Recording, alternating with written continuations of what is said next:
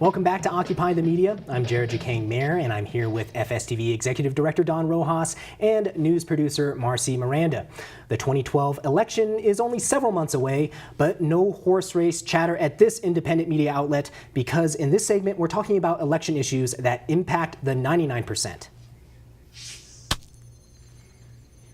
Okay, we have a Skype guest today. It's Mary Bottari, the director of the Real Economy Project at the Center for Media and Democracy. Mary, thanks a lot for joining us.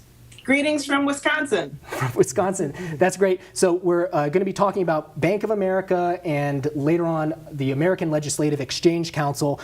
So about Bank of America, Marcy, give us some context real quick. This has been a target of Occupy Wall Street activists and specifically getting people to move their money out quickly. What's that campaign about?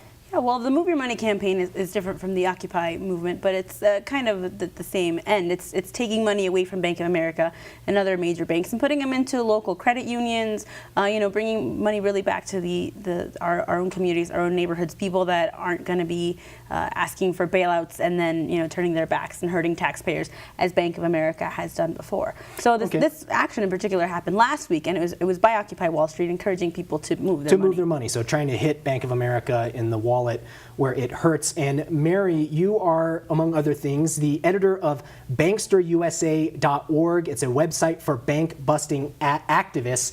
Bank of America, the biggest in the United States when it comes to the big banks. What's your take on this Move Your Money campaign, and talk a little bit about breaking up some of these banks? Well, Occupy Wall Street couldn't have picked a better target. I was thrilled to see all this additional attention to Bank of America. Bank of America took $45 billion in loans from the U.S. government that we all know about, but it took almost $100 billion in loans from the Federal Reserve through a backdoor sort of bailout program, and it's still staggering. It's trading today, I think, at about $9, but in the past it's traded as low as $5. So what does Wall Street know about Bank of America that we don't know?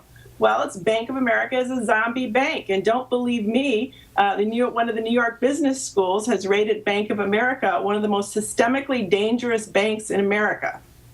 And so then, Mary, breaking up the big banks. This is a sort of a proposal that's being out there and something that you advocate. What would it mean to break up Bank of America, and why should we look at passing laws that or seek a way to do that? Okay, it's not just a proposal that folks are talking about. It's an actual petition right now to the U.S. government that was filed by Public Citizen and a number of other groups. Public Citizen identified Bank of America as really one of the most dangerous banks on Wall Street. And they listed a lot of reasons for that. But one of the main concerns right now is that Bank of America is trying to move trillions of dollars worth of derivatives from its Merrill Lynch subsidiary into its FDIC-insured bank. Well, gee, does this sound like a great idea? FDIC thinks it's a terrible idea. The Federal Reserve thinks it's a fabulous idea. We suspect that they're getting ready for another backdoor bailout. Remember, when we passed the Dodd-Frank Wall Street Reform Bill, we didn't solve this bailout problem. We didn't solve the too big to fail problem. We didn't separate the casino from the utility, and we didn't let taxpayers off the hook. So Bank of America is a systemically dangerous institution, and Public Citizen and other groups are asking the Federal Reserve, Tim Geithner, and folks to literally break it up into smaller, safer institutions. And so if people want to sign this petition and get more information, they can go to banksterusa.org? They can, and they can also go to citizen.org at Public Citizen. We want you to join the conversation. Call us at 877-575-FSTV. Again, that's 877-575-3788. Post a comment on our Facebook page on today's topic, foreclosures. Occupy Wall Street and other activists have been protesting the mistreatment of homeowners by mortgage lenders like Bank of America. Do you think this is enough to promote change? So we've talked in the past about the American Legislative Exchange Council on this show. It's a corporate-backed group that pushes and even drafts legislation for conservatives to adopt into laws at the state level. Well, several corporations affiliated with the group are now dropping their membership, including McDonald's. Mary, tell us about ALEC and who's bailing out on ALEC now. Well, lots of people are bailing. We're up to 11 major U.S. corporations that have dropped out of ALEC so far. So in July of 2011, the Center for Media and Democracy published for the first time in one place all of ALEC's 800 so-called model bills. And people could see the incredible breadth of bills here. Bills to attack workers' rights and get rid of the minimum wage, bills to privatize pensions, anti-immigrant bills, radical gun proposals.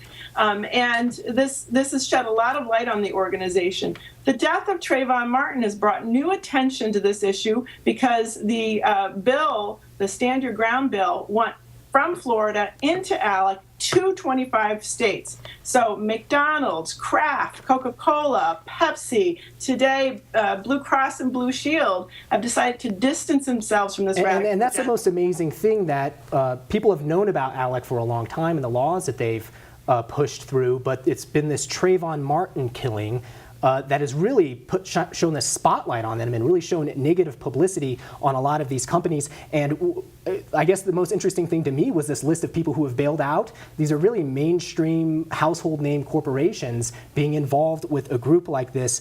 Marcy, the ALEC and Occupy Wall Street has always been a focus of Occupy Wall Street. So what do you sense the Occupy Wall Street world is looking at when they see these types of corporations bail out? Yeah, well, I don't want to put words in their mouth, but I would think they'd see it as a victory of sorts. Suddenly you've got these really big players, that are going and pulling their money out of this huge corporation that's having, pretty negative impacts, I would say, on the country and on our legislation in particular. So, and they've been, Occupy Wall Street has been fighting to, make sure that ALEC doesn't, that people know about it, just educating folks. And so I think the fact that not only are people getting educated, but getting educated to the point where they feel like it's important to, push, and where ALEC feels threatened and where these corporations feel like they have to leave, Right. ALEC, that's Don, huge. a quick point. I mean, there are still dozens, hundreds probably, of corporations that have not yet withdrawn from ALEC, and I'd like to hear what Mary thinks of the future of this group, this lobbying group. And I'll throw that out to Mary in a sec, but let's do another mic check and take some more calls from the 99%. Mic check. Mic check. Okay, our caller on the line is Chad from California to talk about foreclosures. Chad, you're on Occupy the Media. What do you want to talk about? Yeah, I want to talk about the foreclosure movement. And the real reason why the homes are being foreclosed on is because most of the homes in 2005 were securitized. And securitized means the loans were sold to Wall Street. So if your home was bought in 2005 or 2007, your loan has been securitized and it's in the SEC.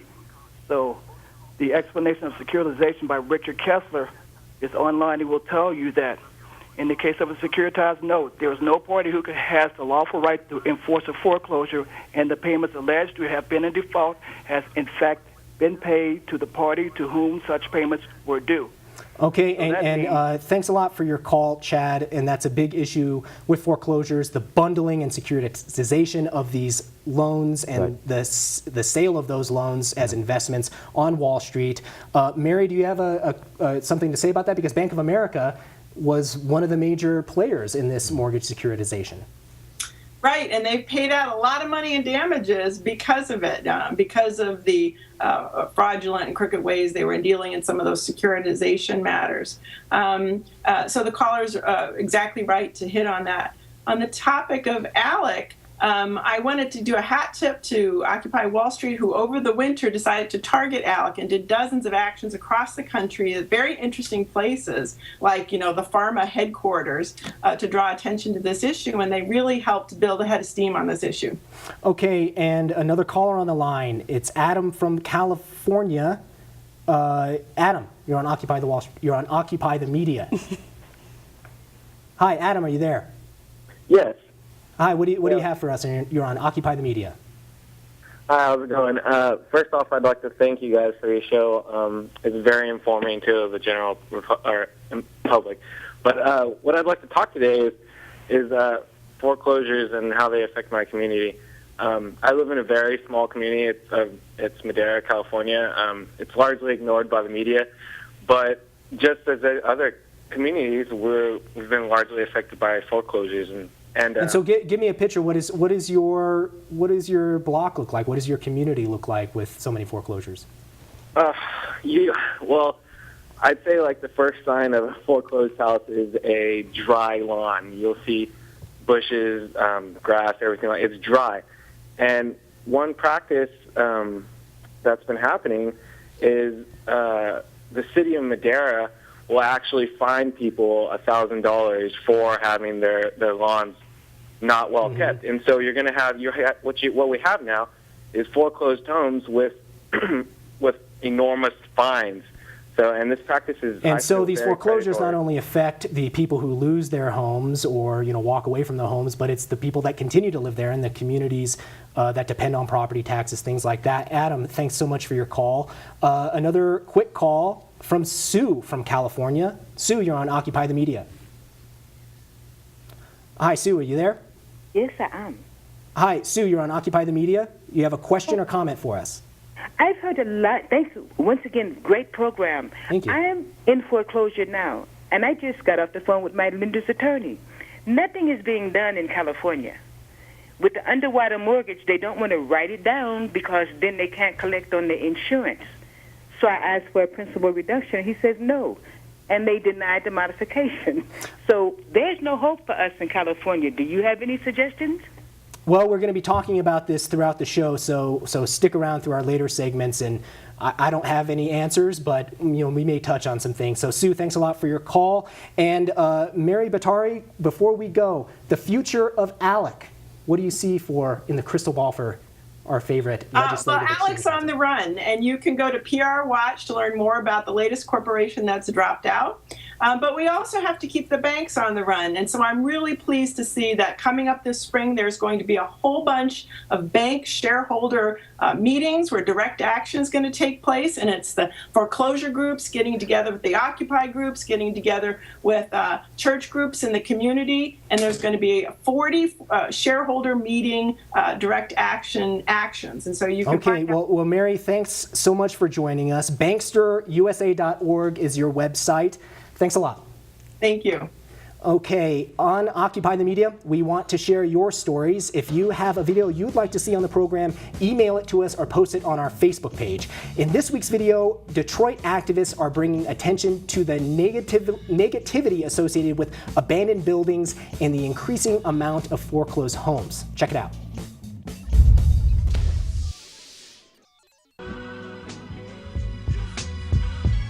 These buildings have been empty for at least 10 years.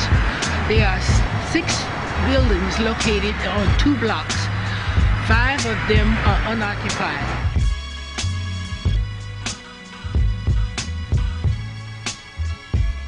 This is where our children come to school. This is where our children go to the library. This is where we want to shop.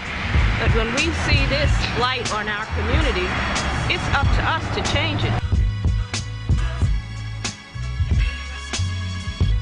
It is not good to have our children walk to school every morning and pass these buildings. Self-reflection. It does not give a good example for our children.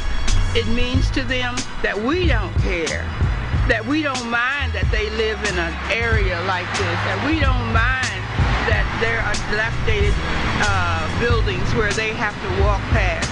When there are buildings, empty buildings create problems.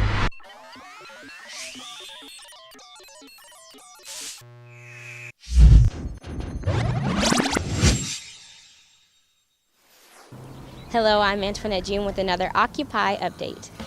On May 1st, occupations from across the country will gather to show their solidarity with labor organizations by participating in a day filled with actions for May Day. For more information and ways that you can get involved with May Day, please visit maydaynyc.org.